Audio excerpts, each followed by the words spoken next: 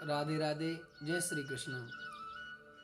एक बार युधिष्ठिर जी महाराज ने भगवान श्री कृष्ण से पूछा, हे केशव, हे माधव, हे गोविंद, मार्गशीर्ष मास के शुक्ल पक्ष की जो एकादशी है उसका व्रत कैसे करना चाहिए, उसकी कथा कैसे श्रवण करनी चाहिए और उसमें किस देवता की पूजा करनी चाहिए। युधिष्ठिर जी की बात को सुनकर भगवान श्री कृष्ण बोले, हे युधिष्ठिर, मार्गशीर्ष मास के शुक्ल पक्ष की जो एकादशी है ना, उसका नाम है मोक्षदा एकादशी। यथा नाम तथा गुण, इसका जैसा नाम है ऐसा ही इसका गुण है। यह मोक्ष को प्रदान करने वाली है। और देखो युधिष्ठिर, 12 मासों में जो सबसे उत्तम जो मास है वह मार्गशीर्ष मास है। और इस दिन मेरे ही दामोदर स्वरूप की पूजा करनी चाहिए। इस दिन बिल्व पत्र का सागार लेना चाहिए। अब हे युधिष्ठिर, मैं तुम्हें एक पौराणिक कथा सुनाता हूं। प्राचीन चंपक नगर में एक वैखानस नाम का राजा था। राजा बड़ा धर्मात्मा था और भगवान का अनन्य भक्त था। एक बार राजा रात्रि में सो रहा था तो राजा ने स्वप्न देखा कि उसके पिताजी, वह भी बड़े धर्मात्मा थे, अपनी प्रजा से बहुत तो प्रेम करने वाले थे, लेकिन राजा ने रात्रि में स्वप्न देखा कि मेरे पिता की दुर्गति हो गई है, उनको नरक में ले जाया गया है। यम के दूत उन्हें बहुत जोर जोर से मार रहे हैं। अब राजा ने जब यह स्वप्न देखा तो राजा ने तुरंत अपनी निद्रा से राजा उठ गया और राजा के मन में चिंता होने लगी, अरे मेरे पिता तो इतने बड़े धर्मात्मा थे, फिर मेरे पिता को ऐसा नरक में क्यों जाना पड़ा, इसका क्या कारण है। प्रातःकाल होते ही राजा ने सभी वेद पाठी ब्राह्मणों को बुलाया, ज्योतिषियों को बुलाया, अपने पिता के विषय में पूछने लगा। तो वेद पाठी ब्राह्मण ज्योतिषी कहने लगे कि महाराज, इस बात को आप यहीं से कहीं दूर पर्वत मुनि रहते हैं, आप उनसे इस बात के विषय में जानिए, वही आपको इसका कोई ना कोई उपाय अवश्य बताएंगे। राजा उन ब्राह्मणों की, ज्योतिषियों को बात को सुनकर पर्वत मुनि के पास गया और पर्वत मुनि के समक्ष जाकर स्वाष्टांग होकर लेट गया। हाथ जोड़कर कहने लगा, भगवान ऋषिवर, मैंने रात्रि में स्वप्न देखा कि मेरे पूज्य पिताजी नरक में यम की यातनाओं को सहन कर रहे हैं।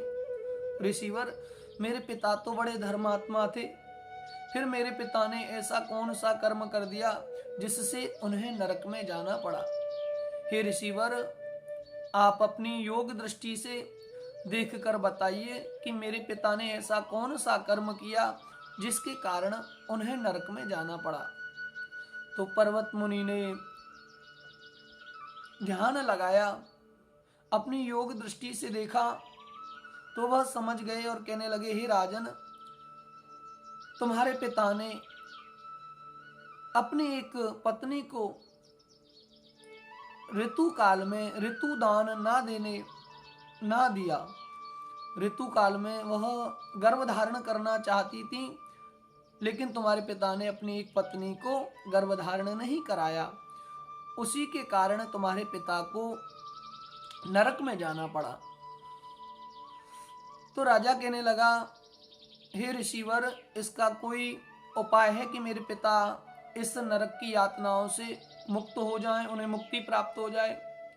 तो ऋषिवर कहने लगे कि हाँ, मार्गशीर्ष मास के शुक्ल पक्ष की एकादशी को मोक्षदा एकादशी कहते हैं। उस दिन आप अपने सभी बंधु बांधवों के सहित एकादशी का व्रत करें और दूसरे दिन अपने पिताजी को एकादशी का जो संपूर्ण फल है, जो व्रत का जो संपूर्ण फल है, हाथ में संकल्प लेकर दान करें कि मैंने, मेरे परिवारी जनों ने, मेरे कुटुंबी जनों ने यह एकादशी व्रत अपने पिता की मुक्ति के लिए किया है और उस संकल्प को उनके नाम लेकर उनके लिए समर्पित कर दें तो अवश्य ही वह इन नरक यातनाओं से मुक्त हो जाएंगे। अब महाराज राजा वैखानस ने यही किया। उसने एकादशी तिथि को अपने सभी परिवारी जनों के सहित एकादशी का व्रत किया और उसका फल अपने पिता के निमित्त छोड़ दिया। अब तो महाराज जैसे ही एकादशी का फल उसके पिता को प्राप्त हुआ तो वह उन नरकीय यातनाओं से मुक्त हो गया और स्वर्गलोक को चला गया। अब तो चारों ओर राजा की जय जयकार होने लगी। राजा का पिता भी बहुत प्रसन्न हुआ और राजा ने आशीर्वाद दिया कि हर जन्म में मुझे तुम्हारे जैसा ही पुत्र प्राप्त हो। कहते हैं जो भी भक्त इस एकादशी की कथा को कहता है या सुनता है या एकादशी का व्रत करता है, वह अनेकों वाजपेय यज्ञ के फल को प्राप्त कर लेता है। वाजपेय यज्ञ में बहुत सा धन लगता है, बहुत सा समय लगता है, लेकिन जैसे ही वह एकादशी का व्रत करता है, इस मोक्षदा एकादशी का व्रत करता है, तो वह इन संपूर्ण फलों को प्राप्त कर लेता है। ऐसी है इस मोक्षदा एकादशी की महिमा। तो सभी भक्त मोक्षदा एकादशी का व्रत करें। मोक्षदा एकादशी